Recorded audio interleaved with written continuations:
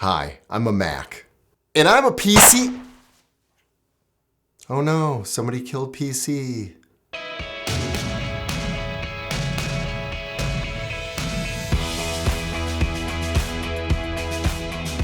Hi, I'm Jared Hoyman, and yes, I am now a Mac. I killed the PC.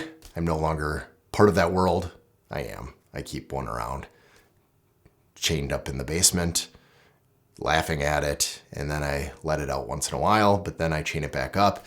But the one that is free is the MacBook Pro Max that I purchased a few weeks ago, and I honestly haven't even turned on my PC at all because my PC has not turned me on in a long time.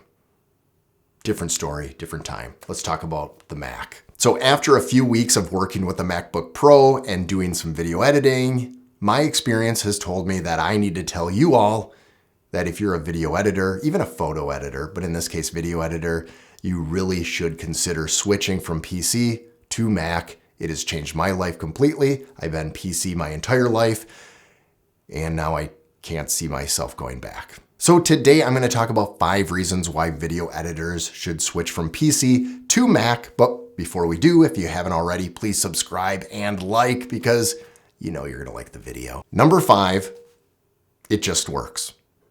It does. I heard it my entire life that I should switch to Mac because it just works, which annoyed me, which made me not want to go to it because you're not my daddy. You can't tell me what to do. I'm going to do the opposite.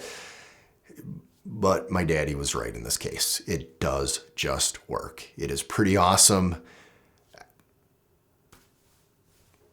Sorry, Daddy. I want to come home.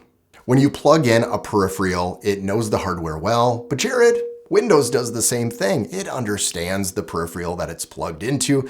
Yes, but there's something fluid about what you do with a Mac plugging it in.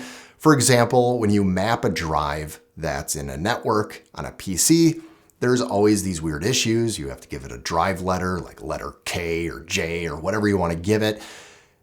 In the Mac world, mapping is like that. It's just so easy. It's a click, you're in. Some of you may have seen my video when I talked about my NAS. You know, my network attached storage, not my other thing that my wife keeps thinking I'm talking about. I tell her about my NAS all the time, and then she checks it out. But wrong NAS. So my NAS, network attached storage, is down in my basement where my computer is then on the first floor, and I am connecting it through the network.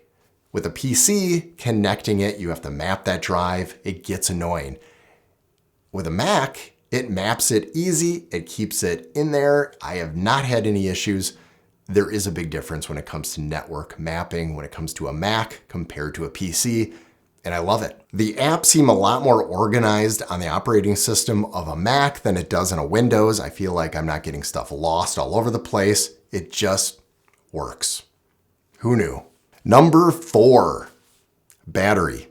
The battery life is extraordinary. You've heard it many times, especially if you're PC and you're kind of thinking about going to Mac. Everybody talks about the battery life. But what floors me is the editing I can do on here, and it still runs amazing. If I were to do this on my Lenovo or any other kind of gaming laptop, well, I would probably at best get maybe an hour, and then I'm gonna have to plug that beast in. Right here, it is running fluid. It is running just as well unplugged as if it was plugged in. The battery is amazing. I just can't tell you enough about it. Which, all of that said, really transitions well into number 3. And number 3 is this, like no fan noise. There's a fan. I have the MacBook Pro Max 38 core GPU, 12 core CPU. It runs like a beast, and yet I have not heard the fan come on once. So why is that important to me? Well, that was one of the big reasons why I switched from PC to Mac, is because of the voiceover work I do, the tutorials I do, and not having a huge fan in the background. I have an RTX 3080 in my PC build, and that thing hums like I'm at the airport. Right now, this Mac is dead quiet. I haven't heard a fan come on once, and I've used DaVinci Resolve, I've used Final Cut Pro, and I'm running 6K, I'm running 4K, and it hasn't come on once it is dead quiet. I don't know about you, but having no fan noise is super important to me with my workflow. No distractions. I can actually hear the audio well when I'm doing my monitoring, and no background noise when I'm doing any kind of podcast or voiceovers. Number 2 is a huge one for me, one of the big reasons I switched, and I'm glad I did because I'm not disappointed, and that is native codecs. H.265, ProRes RAW. These are native codecs within the Mac world, where the PC world does not have that. In the Mac world, I can grab directly from my R6 Mark II a C-Log3 265 codec, and I could just scrub it left and right. Whereas in the PC world, I'm gonna have to bring that into Premiere or DaVinci Resolve, and I don't have that option of just going on the desktop and scrubbing through that. That's a huge difference because some of these clips I don't even want to bring into my project, but I forget what they look like. So I have to bring them into the project. I have to look at them, scrub them, and then I'm like, yeah, I got to delete these. Which now it comes down to number 1. And number 1 reason why a video editor should consider switching from PC to Mac is, if you're like me and you're a DaVinci Resolve user, DaVinci Resolve is optimized specifically for the Mac and runs flawlessly. Case in point, with my PC, DaVinci Resolve ran amazing on my 3080, but it would skip frames, it would get a little choppy, it would bog down once in a while. With the Mac, scrubbing through my timeline is flawless, even through my NAS.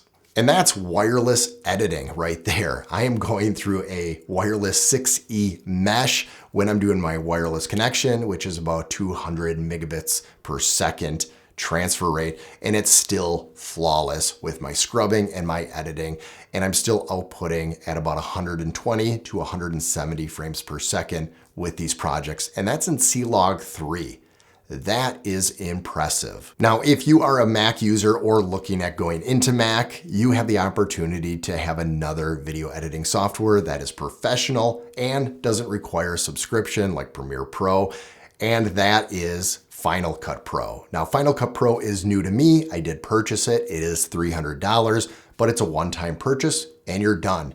It supports ProRes RAW, and I'm excited to do more with that. But ultimately, my main editor is going to be DaVinci Resolve. I did switch 6 months ago, and you can watch that video as well. I broke up with Premiere Pro after 17 years, and I haven't looked back or even tried it. I canceled that subscription. I kicked her away. I said, see ya, baby. I got a new lover. Her name's DaVinci. Just watch the video. It's a good breakup video. Now, here's a bonus reason of why you would want to switch from PC to Mac when it comes to video editing, and that's portability.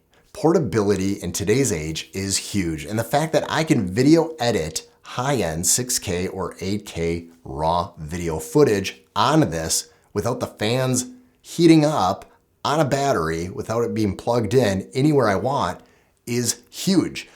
I've been a desktop user forever. My laptops have been for administration use only and not video editing.